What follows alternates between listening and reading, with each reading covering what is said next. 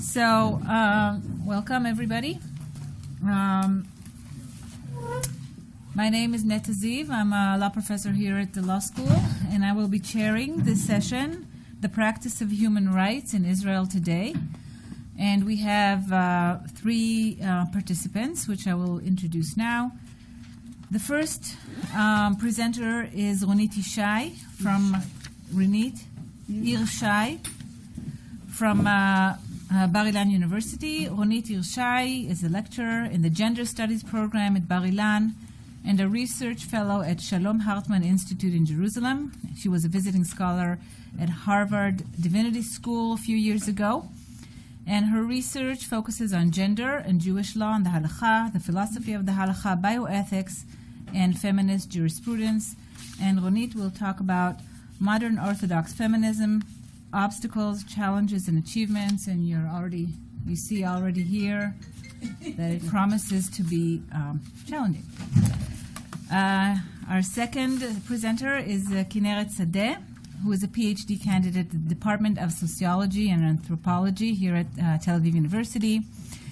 She's a young scholar at the Human Rights and Judaism Project at the Israel Democracy Institute. She graduated here from the Adi Lautman Interdisciplinary Program for Outstanding Students and holds an MA, summa cum laude, in Sociology and Anthropology, and working now on her doctorate dissertation on religious education, human rights, and the problem of the other from a post-liberal perspective.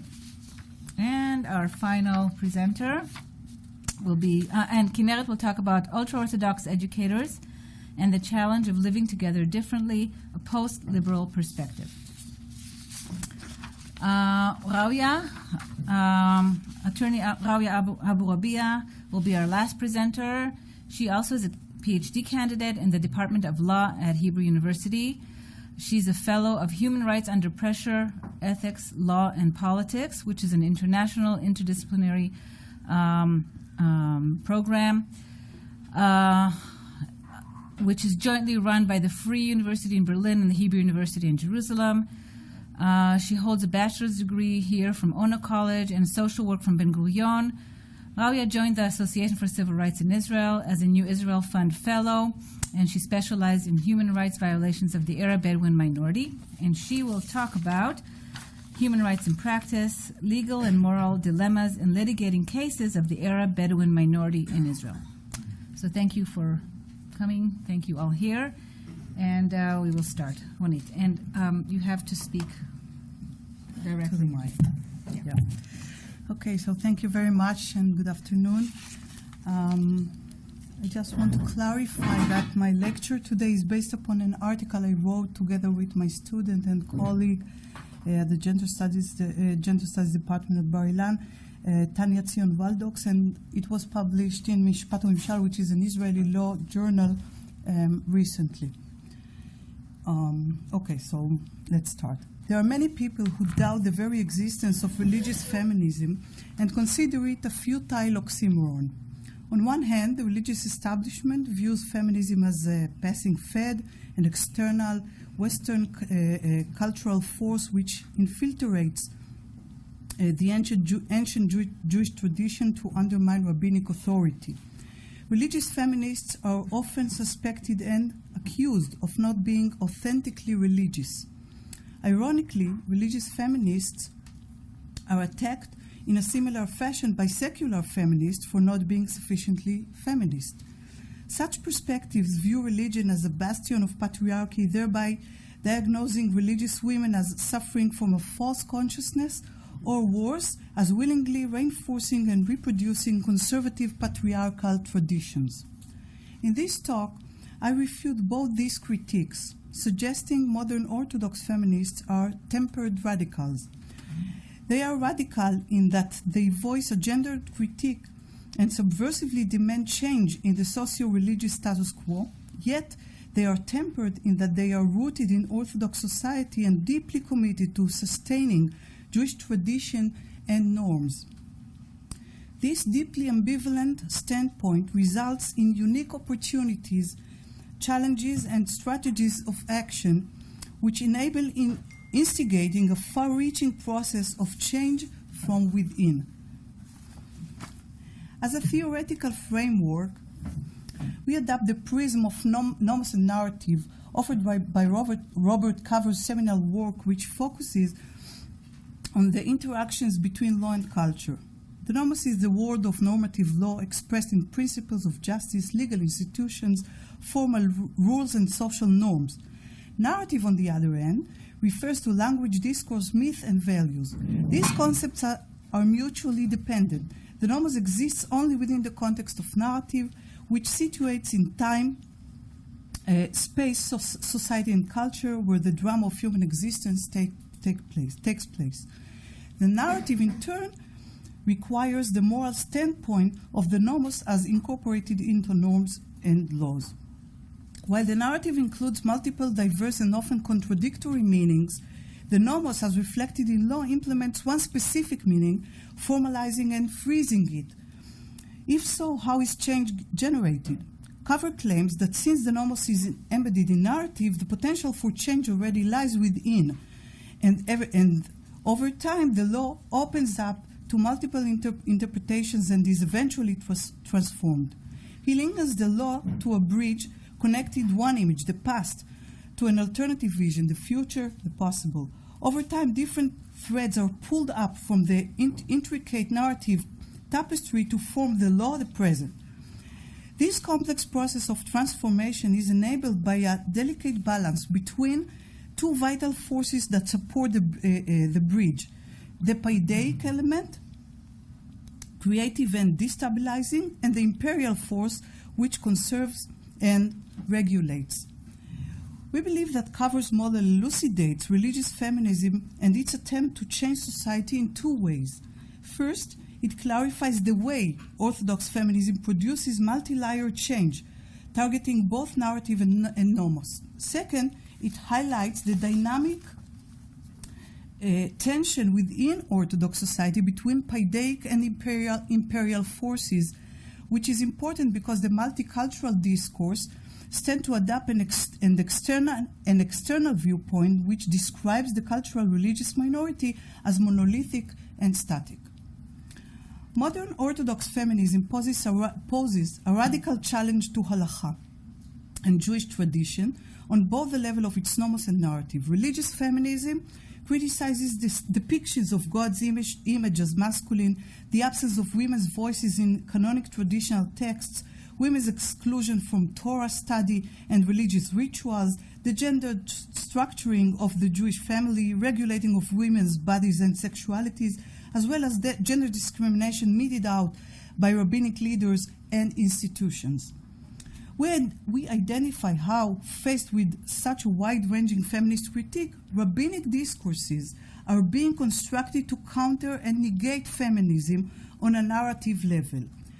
I would like to point to three such theological notions articulated by conservative imperial forces and claim these rhetorical tools functions as lateral obstacles, repelling and encroaching feminist challenge, since these religious narratives are perceived as contradicting feminist precepts. While feminism employs a discourse of rights, demanding recognition of women as subjects and articulating a moral critique of Judaism, conservative forces stress the notion of akedah, which means holy self-sacrifice, which undermines human autonomy and equates piety with subjugating human will and morality to divine decrees. While feminism views gender as socially constructed, current halachic and theological trends strongly promote an essential discourse of gender. Whereas feminism profoundly contests the status quo, rabbinic discourse relies heavily on the slippery slope argument, which portrays any small shift towards gender equality as potentially destructive. We argue this is not based on halachic reasoning, but rather on a fear of blurring the gender symbolic boundaries differentiating orthodoxy from other liberal movements within Judaism, like the Reform and the conservative movements. Despite these significant challenges and obstacles, over the past few decades, momentous gains have been achieved by Orthodox feminism.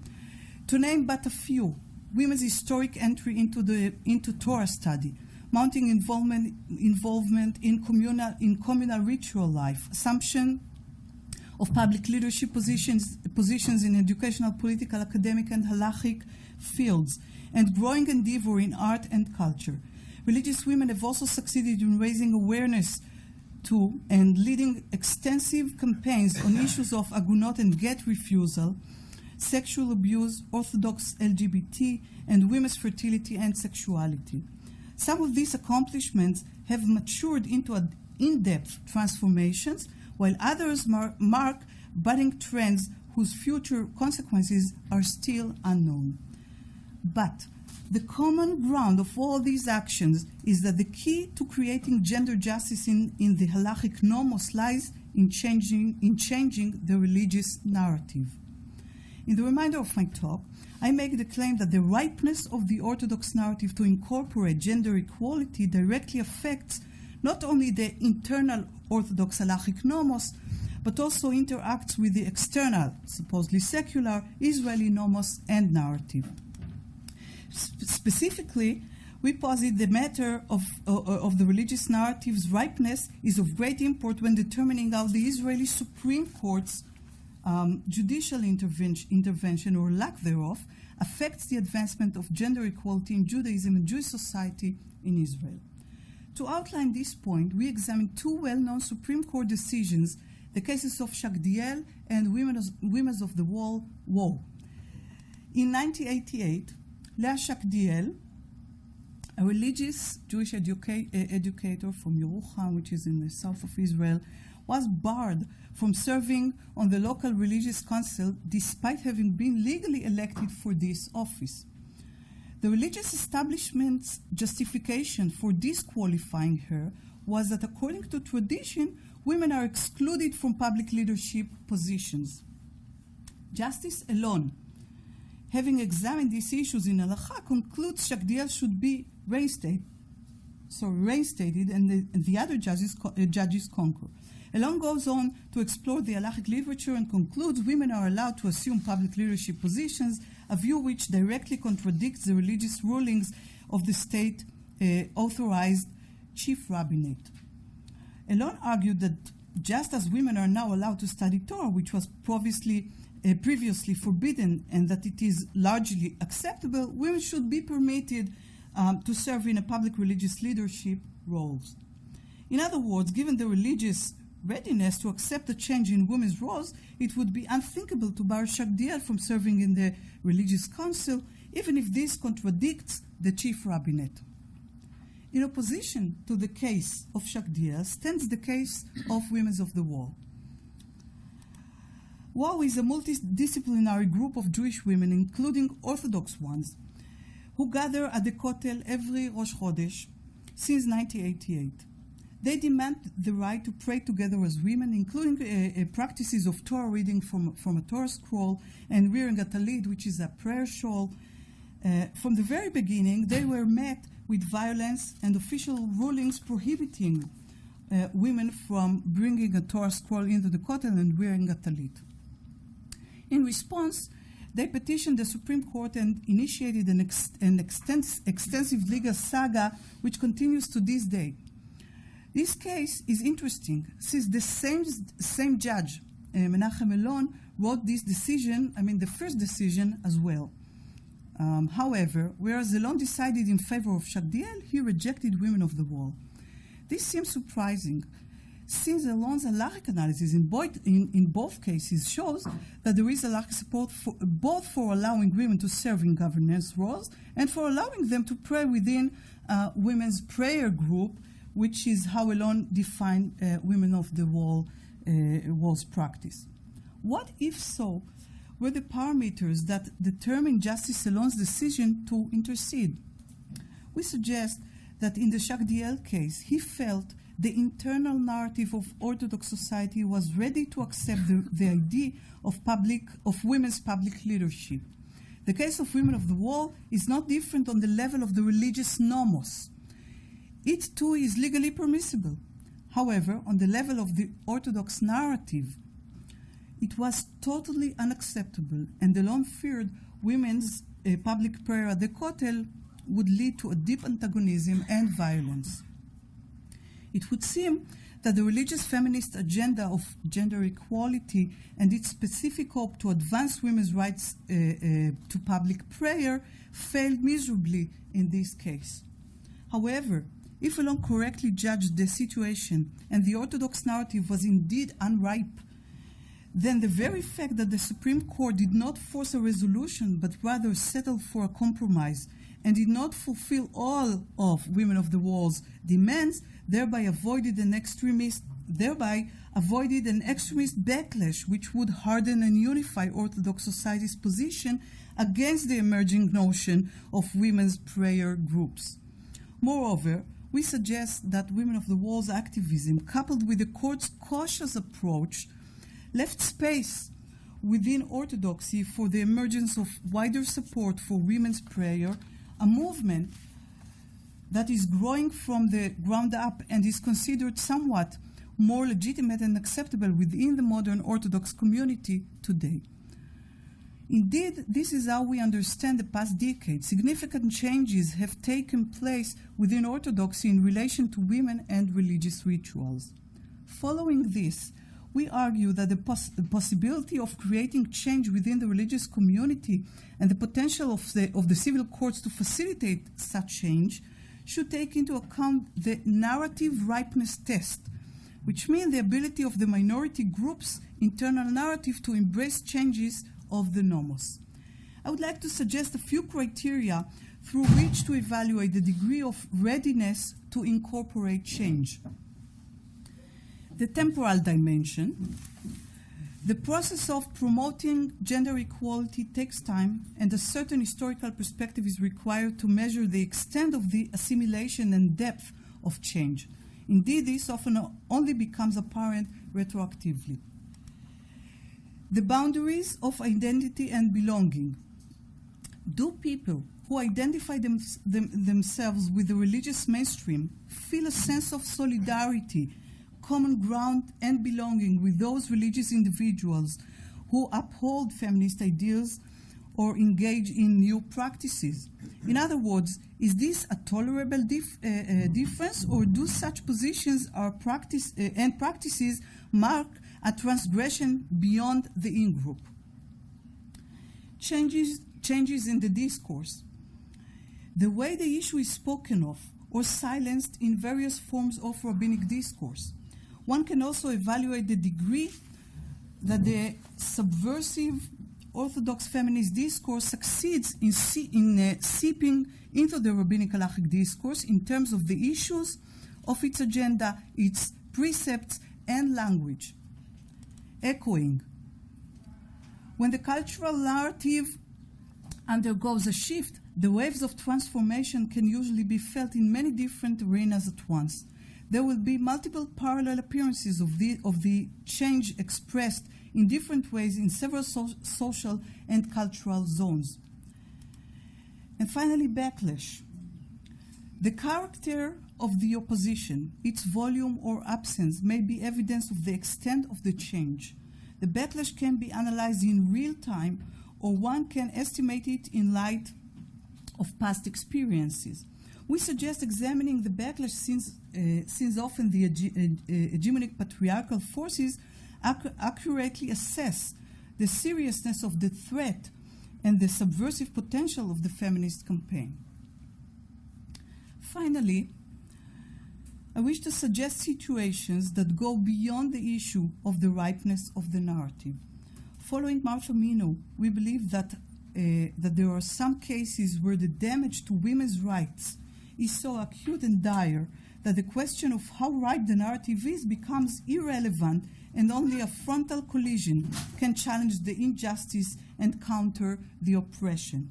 In such extreme cases, one should not be concerned about arousing opposition, and there is no justification to settle on compromise or strive for calm. We believe this is true in the case of agunot, women who refuse to get a bill of divorce, and the rabbinic courts, where the civil court should not wait for Orthodox narrative to ripen, but should support decisive action or at least articulate an alternative narrative of women's right to freedom. To conclude, I'd like to quote from a passage from a modern Orthodox thinker who passed away recently, Yosef Achituv. Religious revolutions don't usually happen by bursting through frameworks and existing structures and replacing them with others, but by emphasizing one value or a group of values from within the existing religious system and setting it at the top of the priority scale. Inevitably, all the coordinates change and the existing traditional values shift their position. As a result, the face of the religious and traditional system is transformed, often so dramatically it becomes unrecognizable, despite the fact that it assumes the rhetoric of authenticity and ongoing continuity from Sinai. Thank you very much.